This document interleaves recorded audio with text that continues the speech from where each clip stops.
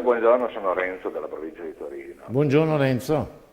Vorrei riaprire un attimo un dibattito perché vorrei come cittadino chiedere giustizia. In che senso? Sul giornale del 30 di ottobre, penso che dopo averle inviato una lettera contenente dei fogli di giornale sul problema della sindrome di Quirra, se lei li ha letti, adesso riparte il processo, ma potrebbe fermarsi subito perché sono implicati 8 generali, un mucchio di altre personalità, tra cui ministri, addirittura Giorgio Napolitano e il suo predecessore Azeglio Ciampi. Questa non è giustizia, in Italia non si può vivere così. Questa gente non arriverà mai a scontare quello che hanno provocato. Ribadisci il concetto, a che cosa si riferisce? Ma è una storia lunga, sono 20 anni che in questo poligono militare sono stati effettuati dei programmi dell'uranio impoverito. Adesso la sindrome di Quirra purtroppo non è quasi conosciuta. Ok. Quindi? E quindi in Italia la giustizia non potrà mai funzionare. Quando si arriva davanti ai poteri forti, questi cercano di cincischiare, di portare avanti le cose in modo che tutto vada in prescrizione e nessuno paghi mai. Grazie amico mio. Grazie, no, è chiaro il concetto. Padrone, torniamo adesso alla realtà anziché il passato, perché è vero che Magister Vitae, insomma, il passato, però viviamo il presente in funzione del futuro. Ma se il futuro ci è stato precluso, allora che presente stiamo vivendo? Voi che esigenze avete come poliziotti? Innanzitutto posso ringraziare la signora perché questo dimostra, quella della telefonata di prima, dimostra che c'è ancora qualcuno che ha rispetto delle forze dell'ordine, della divisa, e comunque qualcuno ancora che ci ama, e lo dimostra insomma gli interventi che facciamo, no? Più di 1 milione di telefonate a ogni 113. Io dico questo, noi abbiamo una carenza di personale di oltre 12-14 mila uomini. 20 anni fa, 30 anni fa, eravamo circa 150.000. E oggi? Oggi siamo sui 93.000, quindi una carenza di uomini spaventosa, ma parlo solo della Polizia di Stato, uguale è per i Carabinieri e la Guardia di Finanza. Non vengono banditi concorsi diretti, cioè quelli della leva, dall'87. Mamma mia. Ci sono dei concorsi con grosse difficoltà, abbiamo circa 900 persone che sono 4-5 anni vincitori di concorsi che non vengono assunti. Ci fanno credere di fare dei concorsi per un passaggio di carriera e poi viene bloccato per alcune norme non transitorie, mancano e dobbiamo vedere. Allora, la carenza d'organico. Vogliono chiudere, questo governo vuole chiudere, ha proposto di chiudere oltre 270 uffici di polizia. Vuole chiudere totalmente, in un momento così importante, online, dei reati telematici, cosa vuole fare? Vuole chiudere totalmente la polizia delle telecomunicazioni, conosciuta come la polizia postale. Poi ci sono i giochi online, mi fa ridere. Poi arrestano qualche pedofilo.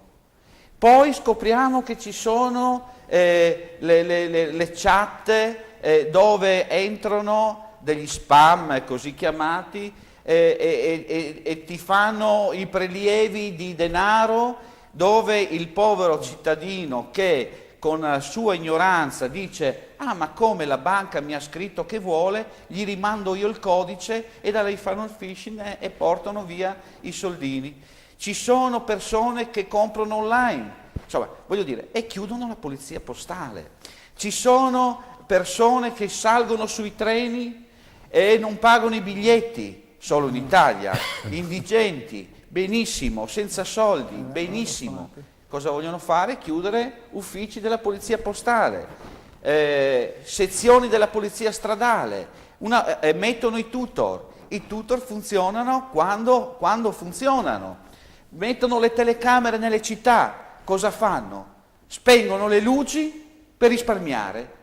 Qua abbiamo un sindaco, mi confermi se è vero, ma in Friuli, ma in tutta Italia, a Roma, io ogni tanto passo per le vie di Roma e vedo, chiudono le luci per risparmiare e poi mettono le telecamere. Poi non funzionano perché sono vecchie, obsolete e non funzionano le telecamere. Eppure buio. Eppure buio perché se ci fossero non c'è più l'illuminazione.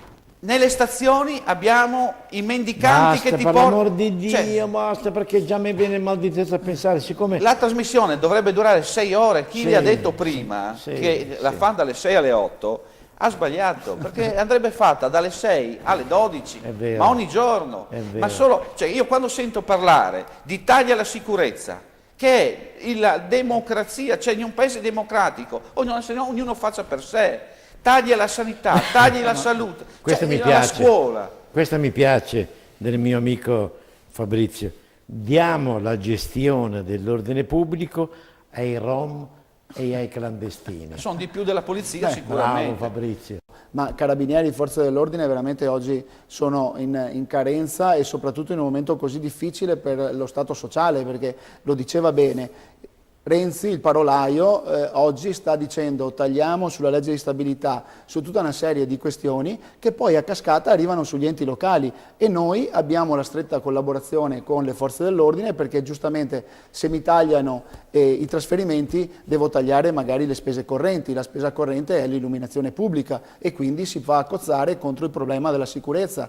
Ci hanno tagliato le sedi staccate dei tribunali e quindi il sindaco e la comunità locale deve dotarsi di spese proprie per mantenere magari i giudici di pace, questioni di giustizia che spetterebbero solo allo Stato centrale, non certo al comune. Ci hanno tagliato appunto i trasferimenti e quindi sulla sicurezza ci attiviamo con la vigilanza notturna privata assieme alle forze dell'ordine in convenzione per dare un segnale perché magari c'è un'auto con 4 comuni su un territorio molto vasto. Quindi tutte questioni che a cascata tornano sulla pelle dei cittadini.